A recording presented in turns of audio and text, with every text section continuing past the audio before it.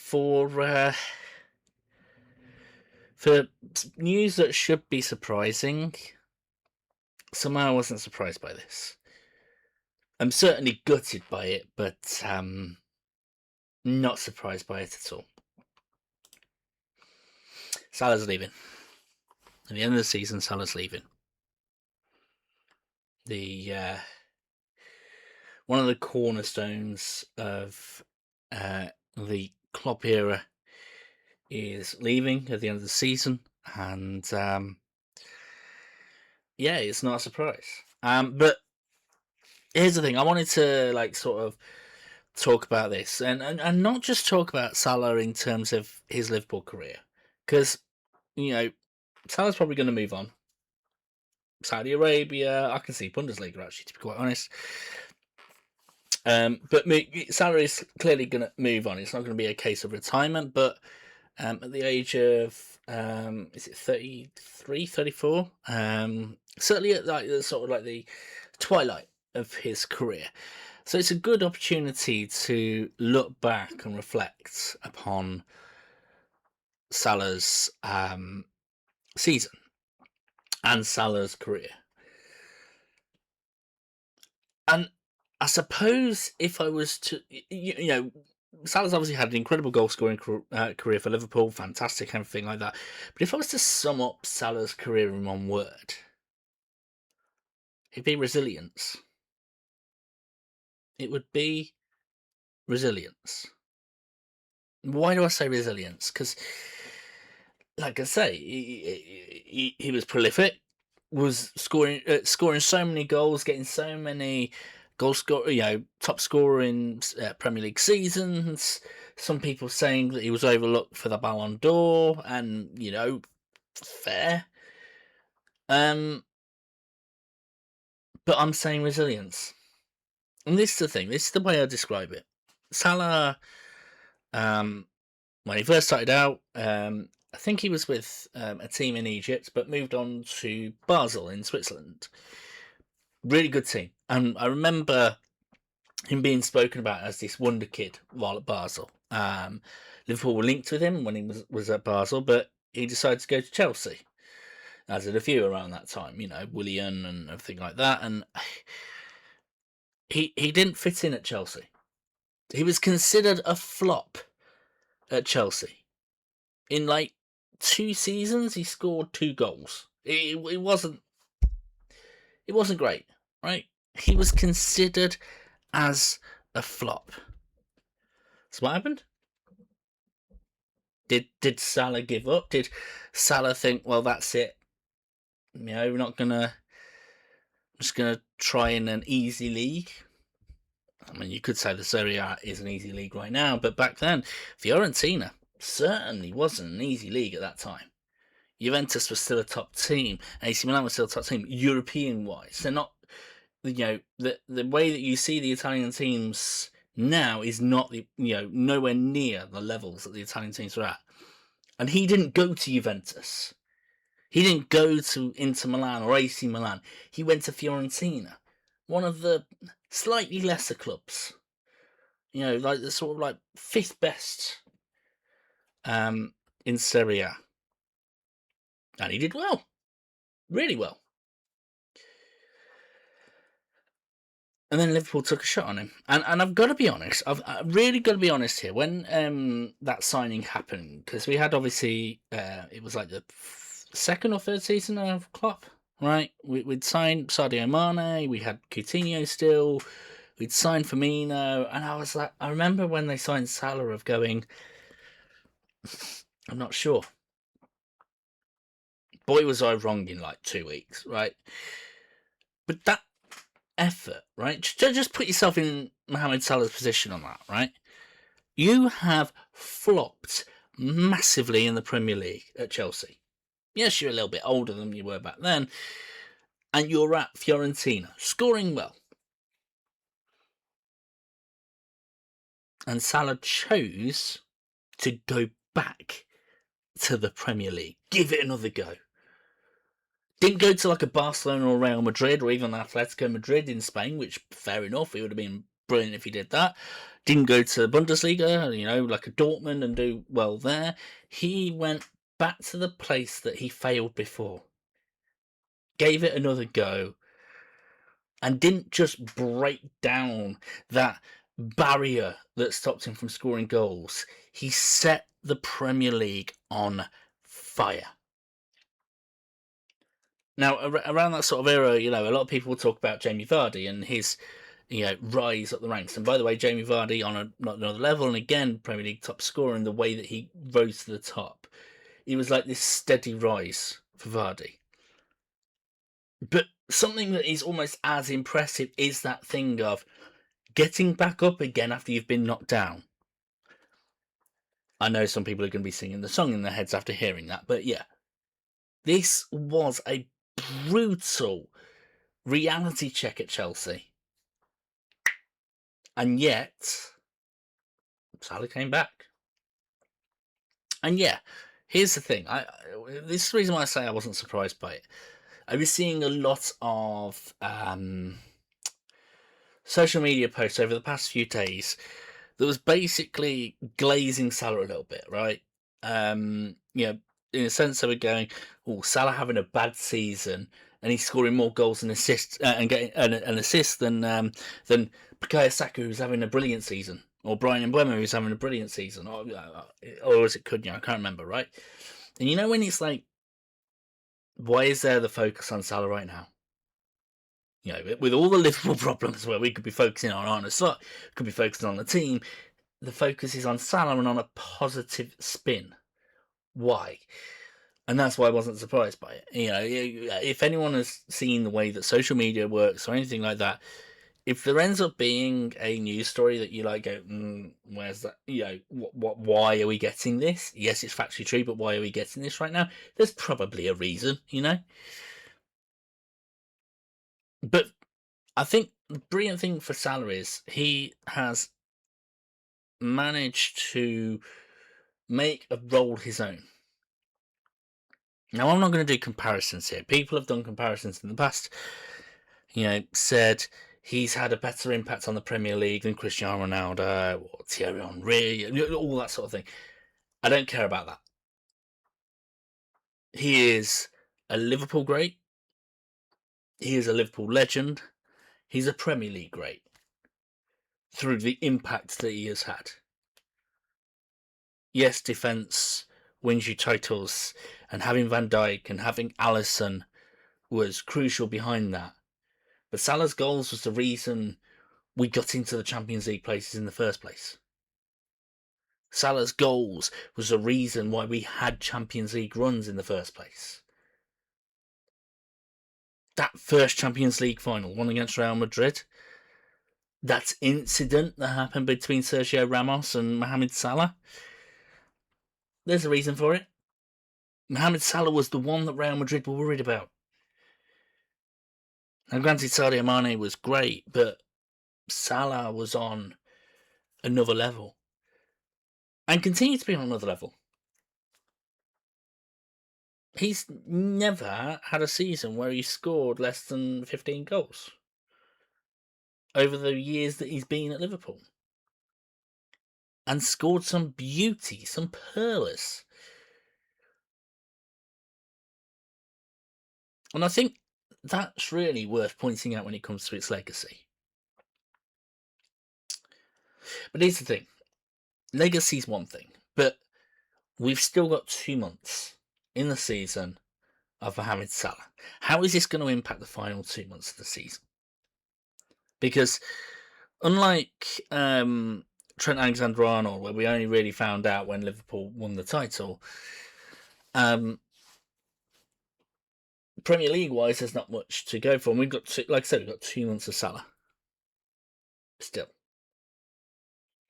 What should be done? What should be done by us? What should be done by management? How should it go? Well, I'll take you back to the video I did a few weeks ago. I want Salah to bow out on a great terms. The gutting thing about Jurgen Klopp's last season was we didn't win anything. Now, yes, we still made a fanfare and it was still special, and Klopp still walked out the front door and it was still incredible. I want Salah's last season to be a incredible season. Now, Premier League is out of the question, right? Let's park that aside, right? There's still the FA Cup and there's still the Champions League. Now, are we going to see more of Mohamed Salah in the FA Cup and the Champions League than the Premier League? I'd be down for that, by the way. Mohamed Salah at European nights? Mohamed Salah on FA Cup knockout games, knocking out teams left, right, and centre? Hell yeah. Because when we think about Salah, think about the contract extension announcement, the trophies that he won: 2 Premier Leagues, 1 Champions League, a couple of FA Cups, a League Cup, right? That's what we remember. The goals were special, by the way. But those goals are going to mean so much more if it knocks out another team in a competition. And here's the thing, right? I don't mind saying that I have been probably a little bit judgmental of Mohamed Salah this season, right? He has not been at his usually high levels.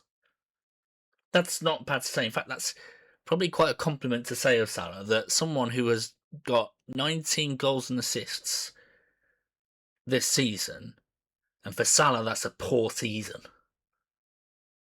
For goodness me, if someone like, I don't know, Gakpo got 19 goals and assists, that'd be a great season for Gakpo. If Viet's got 19 goals and assists, that'd be a great season for Viet's, right? But for Salah, that's a bad season. That is the levels we're talking about here. And I'm not, like I said, I'm not going to do comparisons, but he is certainly, when it comes to the all-time tier list, let's say we were doing all-time tier lists, right? And you had, Ronaldo and Messi in the top tier of the all-time tier list. And by the way, if we were to go back further, you'd include Pele in that, you'd include Maradona in that really top tier of players. Now, it's arguable whether Salah is part of that top tier, but I don't think there's any doubt that he's definitely in the second tier. Not necessarily greatest of all time, but certainly legendary status.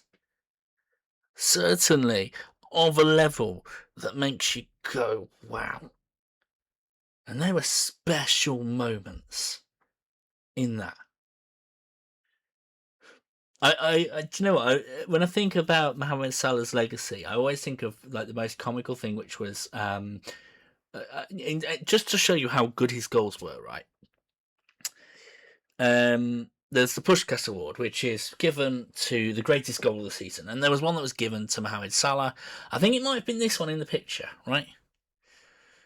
The one that he scored against Everton. And there was a comment on that post, I think it was from James Milner, and it just went, "Congratulations, Mohamed Salah, on winning the best goal of the season with your 5th best goal of that season." Salah scored plenty of goals that made you go, wow. I'm trying to think what it reminds me of.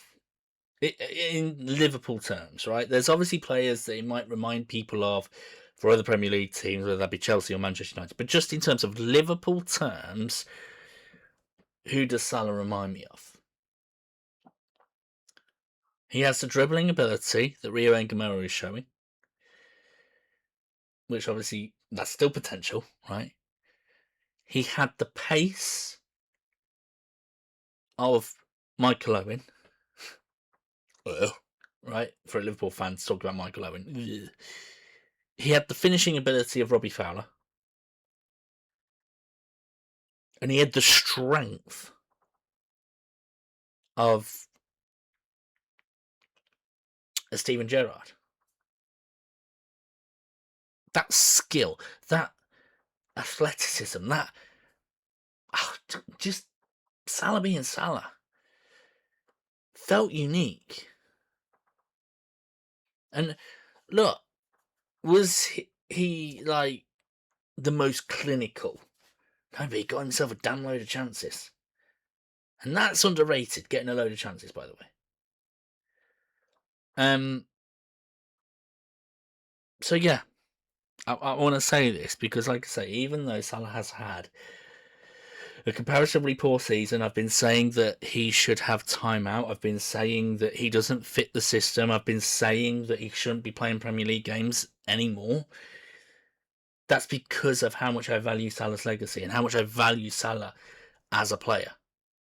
He has been incredible. And I don't think it's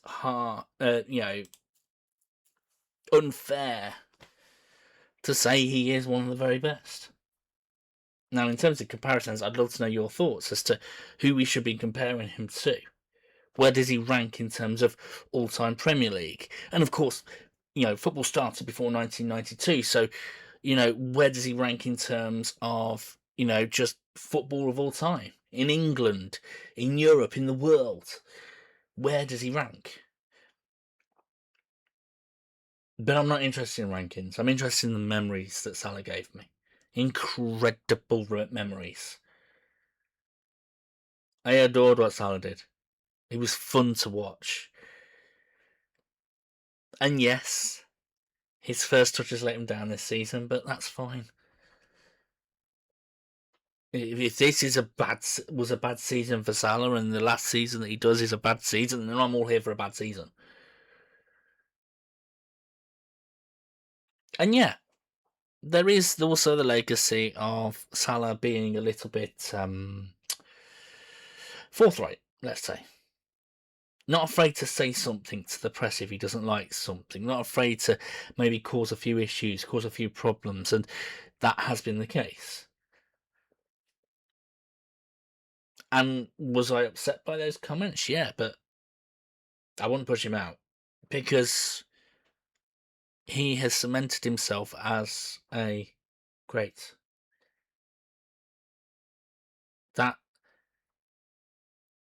This is it. The era's over. We lost Sadio Mane first, then we lost Firmino, we finally lost Salah.